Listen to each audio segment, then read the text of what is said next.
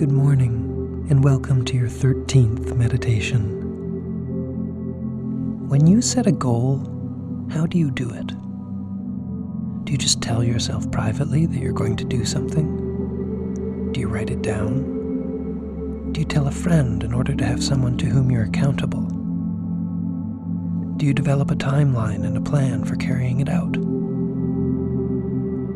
Unsurprisingly, the more effort you put into conceiving the how of your goal, the more likely you'll be to achieve it.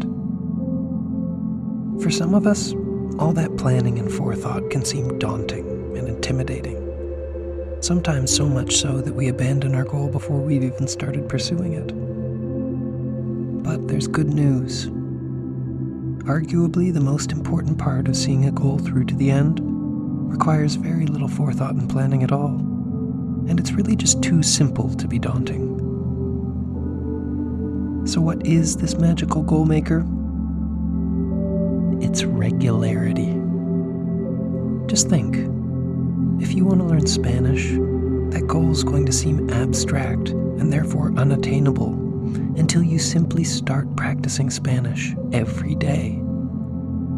Your goal shifts from the amorphous, I want to learn Spanish, to the very concrete, I have to practice my Spanish today. Rather than being a big, scary life goal, it's become just another item on your daily checklist. And as you know, if you do something every day for long enough, it becomes a habit, and you come to miss it if it's not there.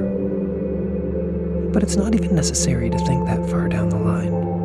Whatever the activity is, just go ahead and insert it into your daily or weekly routine, as the case may be, and don't worry too much about the outcome. In fact, you can even stop thinking about it as a goal at all, and just focus on each day, one at a time, unconcerned with how quickly or slowly you're progressing, or how far along you'll be by a given date, but just relishing in the daily feeling of fulfillment and accomplishment that it brings you.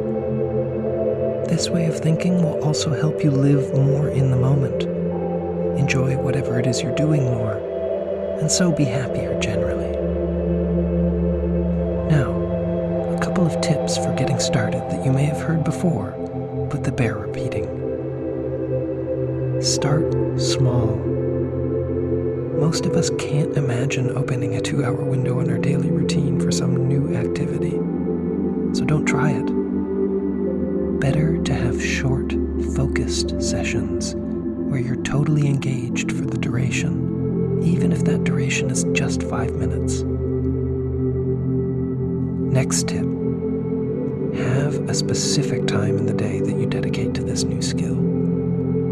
If setting a specific time each day seems too rigid to you, then connect your new activity with another activity that's already part of your daily routine. For example, I practice knitting on my lunch break, or I read history after brushing my teeth each night, or I work out after breakfast. This way, habitual activities can serve as organic reminders to you to do your new activity, and it also ensures that you have a space carved out in the day to do them. Remember that however long-term your goals are, it's daily practice that allows you to realize them. So whatever your goal may be, you can forget it. Just focus on the activity. Make it a habit and enjoy it. Keep it up. You're doing great. Have a wonderful day. This podcast was brought to you by Odium.